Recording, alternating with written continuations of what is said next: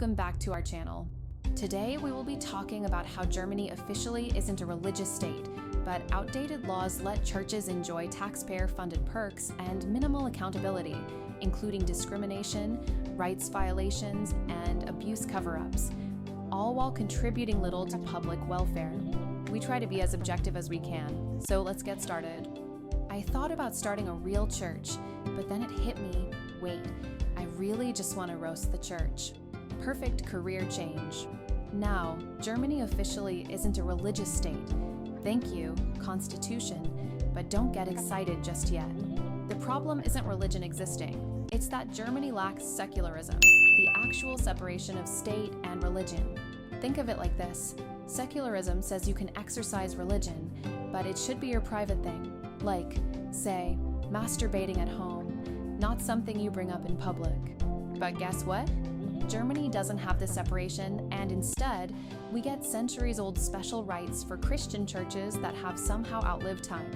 For example, the salaries of bishops are not paid by the church. In most federal states in Germany, they are paid by the state, using taxpayer money. Yes, from all of us, believers or not. It isn't funded by the church tax. The basic salary starts at around 8,000 euros. Archbishops and Protestant regional bishops or cardinals receive up to 12,000 euros a month. This is despite the fact that they live almost rent-free. They have a company car, a church vehicle with a chauffeur, and receive other allowances. The eminences drive S-Class cars, probably bulletproof. The taxpayer who supports them takes the train. In relation to the total subsidies the state gives to the churches, such salaries are rather peanuts. But they show the principle. Here, in the middle of democracy in Germany, long outdated relics from medieval times are shamelessly preserved. The churches should finance themselves from tax revenues and donations from church taxes, and not from the billions of euro subsidies from the state. The legal basis for all this comes from a law written in 1803, back when the death penalty by burning alive was still in force in Germany. Oh, and there's more. Every year, churches get about 500 million euros in compensation because at some point in time, their buildings were expropriated. Wow, what kind of compensation is that? For the sake of reproducibility, hey Germany, while you are at it, can you also seize my 11-year-old Kia Sportage and hand me a brand new Lamborghini as compensation? I would love that. Thanks. Also, why are church membership fees handled as taxes? If I started a non-profit organization, I'd have to sort membership fees on my own, like some peasant, no matter how non-profit I am or which courses I pursue. But churches? They've got state employees from finance acting as debt collectors for them. Must be nice. Things get even better if you want to officially leave the church. You can't just send an email or, nail a letter to the door Martin Luther style. Nope, you have to wait for up to 6 months for an appointment at the town hall, go in person, and pay about 30 euro exit fee. If the church were a company, that would be illegal. And guess what your church tax money is used for? I can tell you, very little on charity.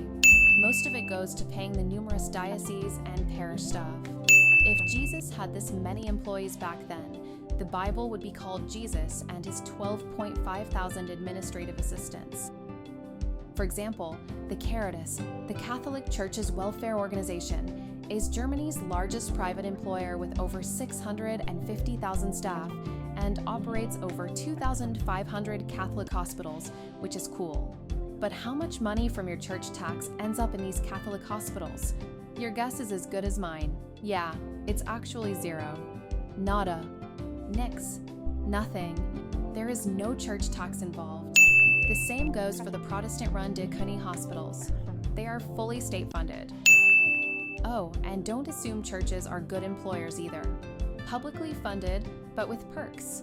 They can fire people for being homosexual, divorced, or for having the wrong religion.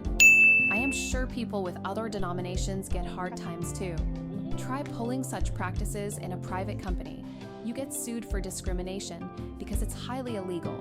But the church says, oh well, God decided homosexuality was out 2,000 years ago, blah blah blah. It is surprising that Pope Francis decriminalized homosexuality and said, and quote, Homosexuals have a right to be a part of the family. Sure, not just the church family, I guess.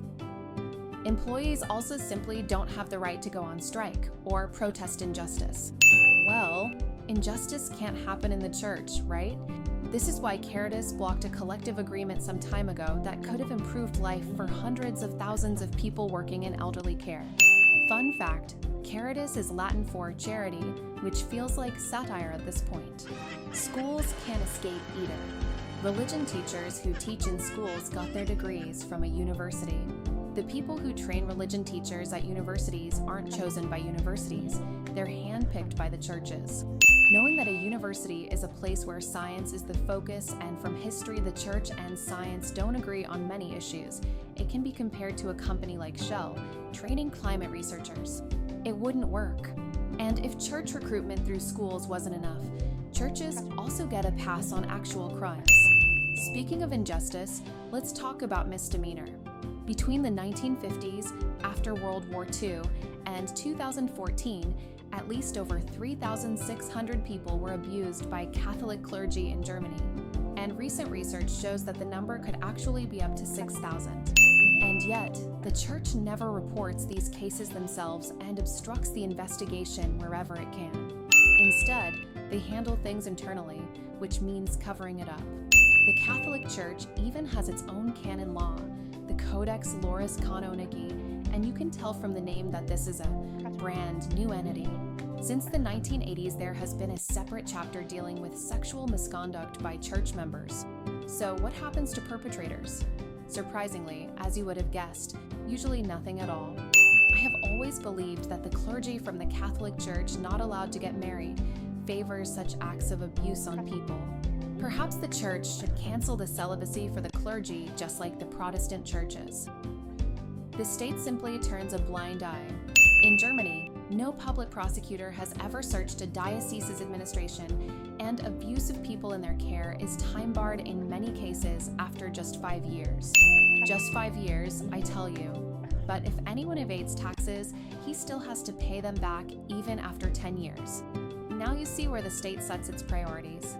Well, the tax recovered ends up with the church anyway. Why does the state look away? Or why does the church have such a strong lobby in German system? Nobody knows, but it pretty much smells like the handwork of, well, you know the drill. That was a brief summary of how churches, mostly the Catholic and Protestant churches, operate in Germany. Well, I'm not here to force my skepticism on anyone. This is a satire meant to arouse your imagination and attention.